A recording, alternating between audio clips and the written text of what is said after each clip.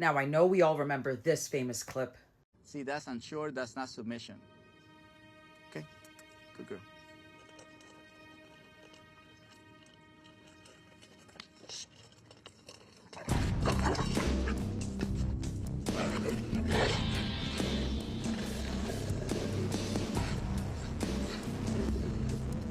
So you see, just a relaxation.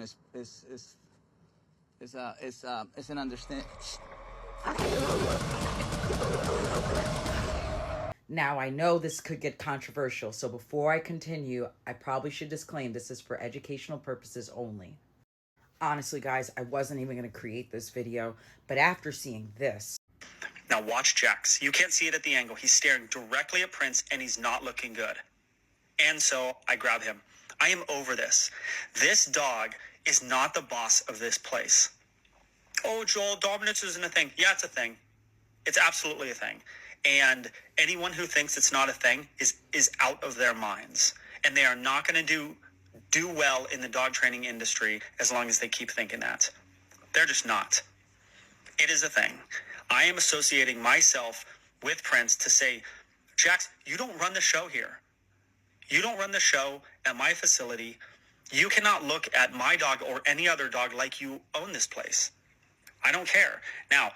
Now look at him doing, not even looking at Prince. Now we're like, okay, we got to fade up. We faded off the leash. Now we're off the muzzle. But I am still the boss of this. You guys have to be the boss. Now watch this right here. This is not a good thing from him. That was not a good look. So he is going this way, and I'm going to go grab him. Now you see a Jax that is more worried about me than he is at looking at Prince. We're going to talk about this at the end. Your aggressive dog, your dominant dog, your reactive dog has to be more worried about you. Not worried that you're going to hurt them, but worried about you're going to grab them, like I did right there. More worried about you than the other dogs. No, you didn't grab him, sir. You pretty much threw him. You guys mushed him. Need to get that concept. Now look at Jax. Is Jack looking at Prince like he used to look at Prince in the beginning of this video? The two of them and not allowing them to establish. And it's not because of desensitization. It's because of that one grab I did that was no nonsense at the beginning. Okay, now look at Jax. Is he going, oh my God, I'm just going to stare at Prince?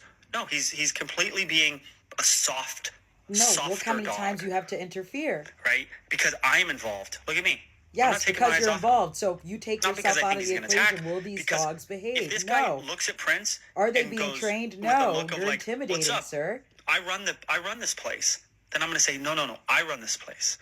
Your reactive dog, everyone wants to act like treats are going to solve this and sits and downs are going to solve this. It's not. You need to deal with bigger, stronger, dominant breeds. But the people who say that they don't deal with these dogs. Sits, downs, treats, even e-collars are not going to get to this point. But me and my little arms, I'm going to do what to this dog? They're not going to get to where dogs are comfortable with each other. All right, now we're going to go to the next session, which is them being introduced to other dogs. So this is, we're going to bring both of them in a minute, and you're going to see something very interesting. Look at that. Okay? You are going to see them touch noses, because when they're... Now, you tell me watching this didn't remind you of Cesar Millan's The Dog Whisperer. Now, by show of hands, how many of you guys would be comfortable cornering that dog? I'm pretty sure that's why you guys call trainers.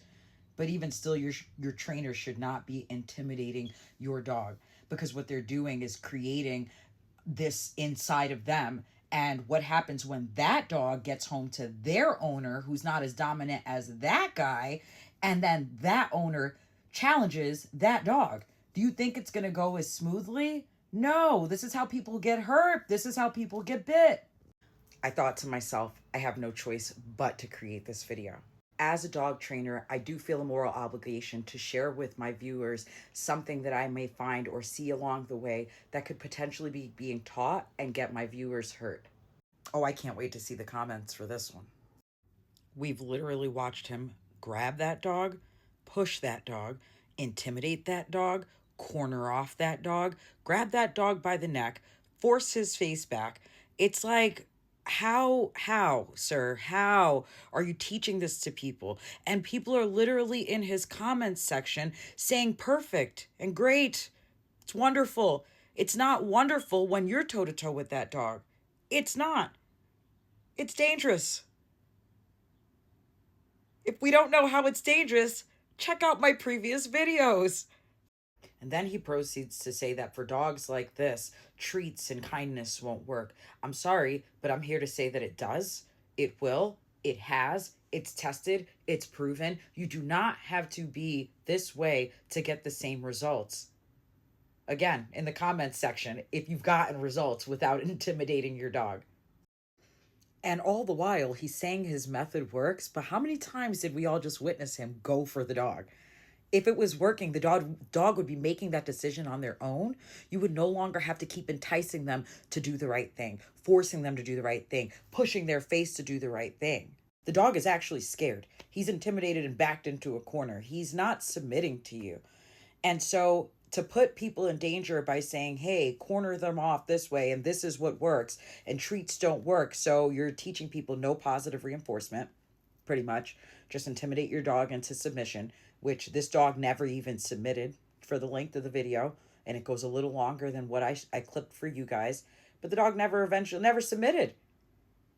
Because at the end of the day, dog training isn't just for the dogs, but it is for us. And actually, one of the most important points is how we approach our dogs. Okay, when we're training them, it is so important that we are establishing trust. When you're leaning over your dog and being intimidating and intimidating them into submission, you're going the opposite direction, guys. You know, training is working and doing the right thing when you don't have to intimidate your dog and you still get the same result. What scares me the most about seeing stuff like that is that who wants to go toe to toe with a dog who has a mouth full of teeth? Okay? Because I don't. I like my face. I like my hands. I like my arms.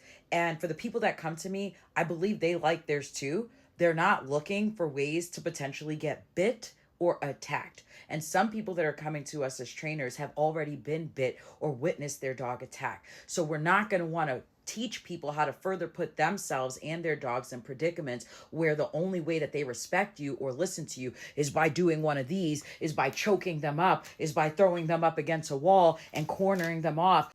Because the one thing I do know is that a scared dog has two choices. They're either gonna submit or they're going to attack, and not every dog is going to submit. And you don't want to be the one to find out the wrong way that your dog is the one that won't submit and will bite you back.